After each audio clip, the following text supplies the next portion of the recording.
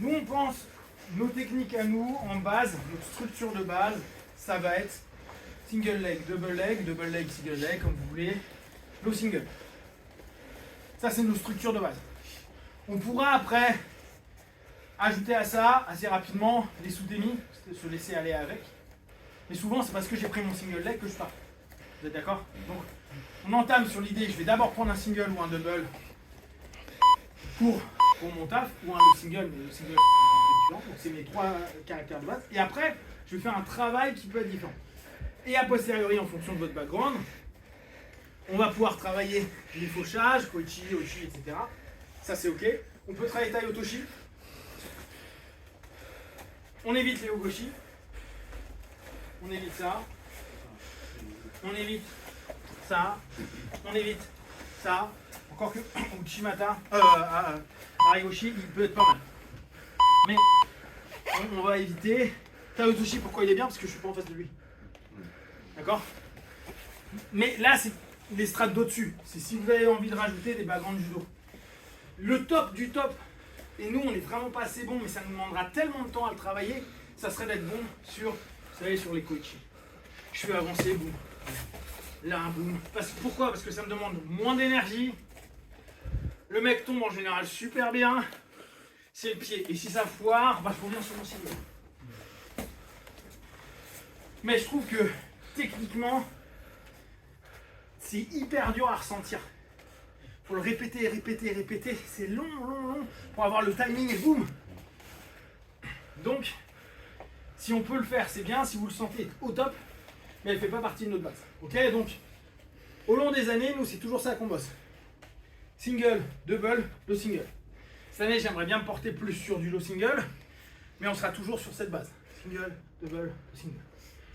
Et après, au-dessus, je peux partir en sous-témi, je peux faire un enchaînement 1, 2, je peux bouger, je peux aller d'un autre côté, je peux revenir, je peux redescendre, etc. etc. Ok? Donc, là, à partir d'ici, j'ai mon partenaire, je prends mon kumikata, on pense bien sur le principe de randori. Ce moment, il est clé. Deuxièmement, si vous êtes des compétiteurs, je suis tout sportif, pensez, il y a des mecs, dès qu'ils ont votre gi, ils sont sur le dos. On le sait tous. C'est pour ça que c'est chiant. Parce que par moment, les mecs, et l'arbitre pourra rien dire, hein, je fais juste ça, c'est bon. Ok? D'où, et là on revient sur l'importance du kumikata, si c'est moi qui pose en premier qui commence l'action. Si lui il a l'intention de s'asseoir, et que c'est moi qui pars là, bah là il a son intention pendant un laps de temps, il est plus là. D'accord? Donc, si quand j'arrive, c'est pas je pose et je fais rien, c'est je pose et directement j'agis. Pour après voir où est-ce que je vais aller. Mais c'est pas. Et on y va.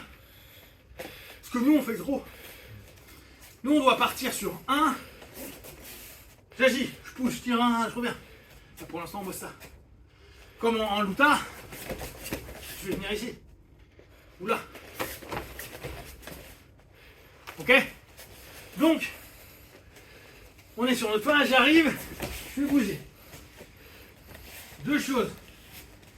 Mon idée d'aller chercher le single. Donc quand je commence à l'emmener, une fois qu'il est loin et sur sa jambe là, je pars dans ses jambes. D'accord? Comme d'hab, moi je suis en tête intérieure.